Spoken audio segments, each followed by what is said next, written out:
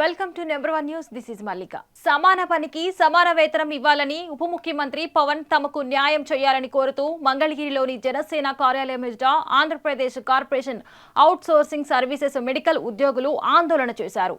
Andhra Pradesh corporation out sourcing services తరపున రాష్ట్ర వ్యాప్తంగా సుమారు 40,000 మంది రాత్రి వైద్య ఆరోగ్య శాఖలో పనిచేస్తున్నారని, తమకు కేవలం 13,000 రూపాయలు మాత్రమే వేతనంగా ఇస్తున్నారని వారు వాపోయారు. తక్షణమే ఉప ముఖ్యమంత్రి ఈ విషయంలో జోక్యం చేసుకోవాలని కోరుతూ వినతి పత్రం ఇచ్చారు. తాజా సంఘటన వివరాలు మా ప్రతినిధి అందిస్తారు. ఆందోళన చేస్తున్న ఉద్యోగులతో మా ప్రతినిధి Panduranga Rao face to face. Andhra Pradesh corporation outsourcing services ద్వారా మెడికల్ డిపార్ట్మెంట్లో గడిచిన 20 ఏళ్ల నుంచి కేవలం 13,000 రూపాయల జీతాలకే పనిచేస్తున్న ఎంప్లాయీస్ అందరూ తమ జీతభత్యాలు పెంచాలని, పెరిగిన ధరలతో కుటుంబాన్ని పోషించుకోవడం ఇబ్బందిగా ఉందని, 20 నుంచి 15 సంవత్సరాల సర్వీస్ ఉన్న తమకు ఇంకా 13,000 రూపాయలు జీతం మాత్రం ఇవ్వడం చాలా అన్యాయం అని ఉన్నారు. ఇదే విషయంపై కోర్టు కూడా వీళ్ళకి జీతాలు పెంచమని తీర్పు అయితే ఇచ్చింది. ఆ తీర్పుని అమలు చేయకపోవడంతో ఈరోజు ఉప ముఖ్యమంత్రి పవన్ కళ్యాణ్ పార్టీ ఆఫీస్కి జనవాణిలో తమ సమస్యలు చెప్పుకునేందుకు రాష్ట్రం నలుమూల నుంచి ఆప్కాస్ సంబంధించిన ఎంప్లాయీస్ అయితే ఇక్కడ ఉన్నారు.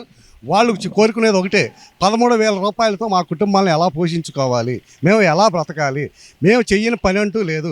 వైద్య ఆరోగ్య శాఖలో అన్ని విభాగాలలో మేము పనిచేస్తున్నాం. కాబట్టి ఉప ముఖ్యమంత్రి పవన్ కళ్యాణ్ తక్షణమే జోక్యం చేసుకొని తమ జీతాలు పెంచాలని కోరుకుంటూ పవన్ కళ్యాణ్కి రిప్రజెంట్ ఇవ్వడానికి ఇక్కడ వచ్చారు. వీళ్ళ బాధలేంటి, వీళ్ళ సమస్యలేంటి, అసలు వీళ్ళకి ఎప్పటి నుంచి పనిచేస్తున్నారు, వీళ్ళ జీతం ఎంత అన్నది వారి మాటల్లోనే అడిగి తెలుసుకుందాం. చెప్పండి, మీ పేరేంటి?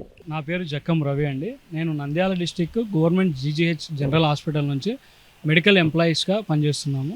4th క్లాస్ ఎంప్లాయీగా పనిచేస్తున్నాము. రాష్ట్ర వ్యాప్తంగా మెడికల్ ఎంప్లాయీస్ దగ్గర 40,000 మంది ఉన్నారు. సో మాకు ఎటువంటి జీతాలు కానీ ఎటువంటి మెరుగు అనేది లేదు. దగ్గర లీస్ట్గా 5 సంవత్సరాల నుంచి సర్వీస్ ఉన్న వాళ్ళు, హయ్యెస్ట్గా 20 సంవత్సరాల నుంచి సర్వీస్ చేస్తున్న వాళ్ళకి అదే జీతము.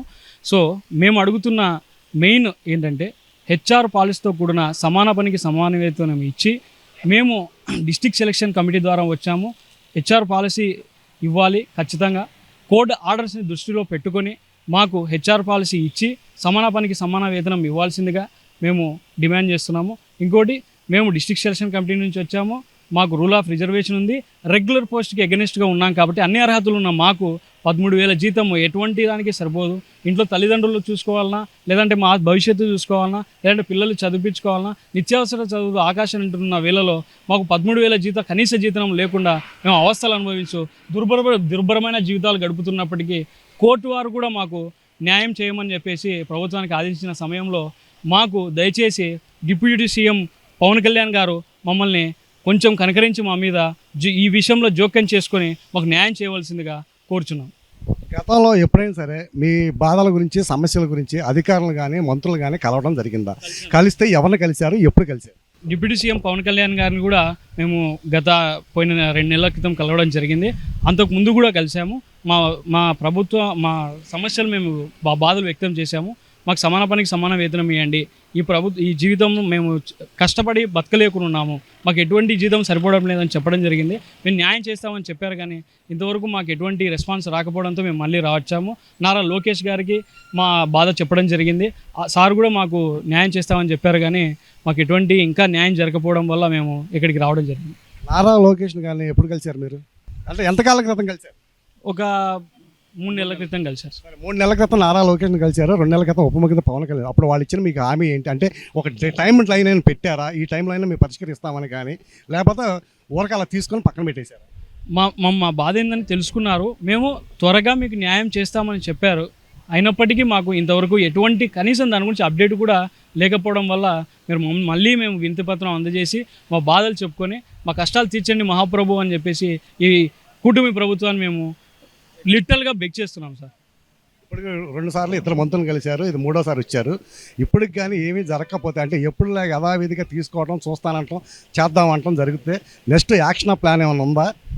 సార్, యాక్షన్ ఆఫ్ ప్లాన్ అంటూ మేము మళ్ళీ ఈ యొక్క ముఖ్యమంత్రి గారిని కానీ పవన్ కళ్యాణ్ గారిని కలిసి, లేదా మా బాధలు నిరసన రూపంలో సామరస్యంగా తెలపడం తప్ప మాకు వేరే యాక్షన్ ప్లాన్ అనేది ఏమీ లేదు సార్. నా పేరు చేమూరు రవికుమార్. నేను నెల్లూరు ప్రభుత్వ సర్వజన ఆసుపత్రిలో మెడికల్ ఎంప్లాయీగా ఎంఎన్ఓగా వర్క్ చేస్తూ ఉన్నాను. అయితే ఈరోజు ఈ ప్రభుత్వాన్ని మేము ప్రశ్నించదలుచుకున్నాం ఒకటే. 1,00,000 రూపాయలు తీసుకున్నటువంటి ఒక రెగ్యులర్ ఉద్యోగస్తుడికి జీలకర్ర మసూర బియ్యం కట్ట అదే రేటు. కరెంటు బిల్లులో యూనిట్ ఛార్జీలో ఎటువంటి మార్పులు లేవు. అలాగే రెగ్యులర్ వాళ్ళు, కాంట్రాక్టు, అవుట్సోర్సింగ్ పనిచేసే వాళ్ళకు కూడా పని దినములు, పని సమయంలో ఎటువంటి మార్పు లేదు. అయితే జీతభత్యాల కాడికి వచ్చేసరికి నక్కకి నాగలోకానికి ఉన్నంత తేడాగా 1,00,000 రూపాయలు తీసుకున్నటువంటి రెగ్యులర్ ఉద్యోగస్తుడు 13,000 రూపాయలు తీసుకున్నటువంటి మాలాంటి చిన్న ఉద్యోగస్తులకు కూడా ఎంత వ్యత్యాసం ఉన్నదని ఈ ప్రభుత్వం గమనించాల్సిన అవసరం ఎంతైనా ఉంది. అయితే గతంలో పలుమార్లు కూడా మేము మంత్రులకు కానివ్వండి, గౌరవ ఉప ముఖ్యమంత్రి గారిని కూడా స్వయంగా కలవలేదు, కానీ రికమెండేషన్ అయితే ఇవ్వడం జరిగింది. అయితే ఈరోజు జిల్లాలో ఉన్న అన్ని జిల్లాలకు సంబంధించినటువంటి అందరం కూడా ఈరోజు ఉప ముఖ్యమంత్రి గారు పవన్ కళ్యాణ్ గారిని కలుద్దామని ఈరోజు జనవాణి కార్యక్రమానికి రావడం జరిగింది. అయితే కళ్యాణ్ గారిని కలిసే అవకాశం మాకు ఇక్కడ కల్పించలేదు. కాబట్టి ఈ మీడియా పరంగా కళ్యాణ్ గారిని మేము కోరుతున్నది ఒకటే, అయ్యా మాకు జీతాలు అంటే సుప్రీంకోర్టు ఏదైతే తీర్పు ఇచ్చిందో ఆ తీర్పు ప్రకారంగా సమాన పనికి సమాన వేతనాన్ని కల్పించాలని మేము కోరుతున్నాం. అలాగే మేము పడుతున్న బాధల్లో ఒక 3 ఉదాహరణలు చెప్తాను. 13,000 జీతం తీసుకుంటున్నాం. మా కుటుంబంలో మా అమ్మగారికి పెన్షన్ రాదు, మా తమ్ముడు ఎవరన్నా ఉంటే వాడికి వాహన మిత్ర రాదు, మా బిడ్డలు ఉంటే వాళ్ళకి తల్లి వందనం రాదు. అయితే మాకు ఇవన్నీ కూడా మీరు తీసేసినా ఇబ్బంది లేదు, మమ్మల్ని రెగ్యులేట్ చేయండి. స్వయంగా మా రేషన్ కార్డుల్ని ప్రభుత్వానికి మేము సరెండర్ చేస్తామని చెప్పి సందర్భంగా మేము తెలియజేస్తున్నాం. అలా చేయలేని పక్షాన మమ్మల్ని పర్మనెంట్ అన్నా చేయండి, లేదా సుప్రీంకోర్టు తీర్పు ప్రకారం సమాన పనికి సమాన వేతనం కల్పించండి. అలాగే మా బిడ్డలకు అందరికి కూడా తల్లికి వందనం, మా అమ్మగారికి పెన్షను, నా తమ్ముడు ఎవరున్నా అంటే కుటుంబంలో ఉన్న వాళ్ళ తమ్ముడికి వాహన మిత్ర, ఇలా అన్ని ప్రభుత్వ పథకాలు కూడా మాకు అందాలని మేము ఈ సందర్భంగా తెలియజేస్తున్నాం. అయితే ఇప్పటి వరకు కూడా మేము ప్రభుత్వాన్ని కూడా మేము కోరేది కూడా విన్నవించుకుంటూనే ఉన్నాం. అయితే మా విన్నపాన్ని లెక్క చేయని ఎడల త్వరలో దీని మీద ఒక కార్యాచరణ ఖచ్చితంగా రాష్ట్ర వ్యాప్తంగా తీసుకుంటున్నామని చెప్పి ఖచ్చితంగా మేము ఈ సందర్భంగా హెచ్చరిస్తున్నాం ప్రభుత్వాన్ని. అటువంటి సందేహం ఎటువంటి లేదు. ఎందుకంటే కడుపు మండింది మాకు. ఎన్ని సంవత్సరాలు మేము ఈ యొక్క వెట్టి చాకరీ చేయాలి? వెట్టి చాకరీ ఎందుకు చేయాలి మేము? మరి అదే ప్రభుత్వాలు వెట్టి చాకరీ చేస్తే చర్యలు తీసుకున్న సందర్భంలో మరి మా చేత 13,000 రూపాయలకి 1,00,000 చిల్లర రూపాయల పని చేయించుకోవడం ఇది వెట్టి చాకరీలోకి రాదా అని మేము ఈ సందర్భంగా మేము ప్రభుత్వం ప్రశ్నిస్తున్నాం. కాబట్టి గౌరవ ముఖ్యమంత్రి గారు, ఉప ముఖ్యమంత్రి గారు తక్షణమే ఈ యొక్క అవుట్సోర్సింగ్ ఉద్యోగస్తులకు రావాల్సిన న్యాయమైనటువంటి సమాన పనికి సమాన వేతనాన్ని అమలు చేయాలని, లేని ఎడల ఖచ్చితంగా 2-3 నెలల్లో రాష్ట్ర వ్యాప్తంగా ఉన్నటువంటి అందరితో మాట్లాడి దీని మీద ఒక కార్యాచరణ తీసుకుంటామని ఈ సందర్భంగా హెచ్చరిస్తున్నాం. Thank you. అమ్మా, మీరు ఎక్కడి నుంచి వచ్చారు? ఏ డిపార్ట్మెంట్లో చేస్తున్నారు? చంటి పాపను వేసుకొని ఇప్పుడు ఇక్కడ ఎందుకు కూర్చున్నారు? సార్, నా పేరు కోరాడ్ ఆశా సార్. నేను విజయనగరం మహారాజా హాస్పిటల్లో గత 5 సంవత్సరాలుగా పిఎం అసిస్టెంట్గా పనిచేస్తున్నాను. నాకు తెలిసిన కానుంచి నా జీతం 13,000 సార్. ఏంటి అంటే మేము అడిగేది ఒక్కటే సార్, మినిమం టైం స్కేల్, సమాన పనికి సమాన వేతనం. అంతకు మించి మాకు ఎటువంటి పథకాలు వద్దు, ఏమీ వద్దు సార్. మాకు మినిమం టైం స్కేల్ కావాలి. నెక్స్ట్ వచ్చేసి పాపకి హార్ట్లో హోల్ ఉంది సార్. ఇంకా ఆ పాపకి ఏదైనా చెయ్యాలి, ఏవైనా గవర్నమెంట్ నుంచి సపోర్ట్ రావాలి అన్నా కూడా నాకు ఎటువంటి సపోర్ట్ రావట్లేదు సార్. ఏ పథకాలు లేవు, ఇంక్లూడింగ్ ఆరోగ్యశ్రీ కార్డు కూడా లేదు సార్. ఇప్పుడు ఆ పాపకి 9 months, ఇంకొక 2 monthsలో నేను సర్జరీ చేయించాలి సార్. సర్జరీకి 10 లక్షలు అడుగుతున్నారు. సో ఏం చేద్దామన్నా కూడా నా వల్ల చేత కావట్లేదు. ఎందుకంటే వచ్చేది 13,000 జీతం సార్. 13,000 జీతాన్ని నేను ఇంట్లోనే పెడతానా? పిల్లలు హెల్త్ పరిస్థితే చూసుకుంటానా సార్? ఏది చేద్దామన్నా కూడా గవర్నమెంట్ సపోర్ట్ చేయట్లేదు. ఇప్పుడు నేను అంతా కోరుకునేది ఇది, అందరం కోరుకునేది ఒక్కటే సార్, మినిమం టైం స్కేల్, సమాన పనికి సమాన వేతనం. అంతకు మించి మాకు ఎటువంటివి ఏ పథకాలు వద్దు సార్. అదొక్కటి అమలు చేసేంత వరకు కూడా ఈ దీక్ష ఇలానే ఉంటుంది. మేము ఇలానే నించుంటాం.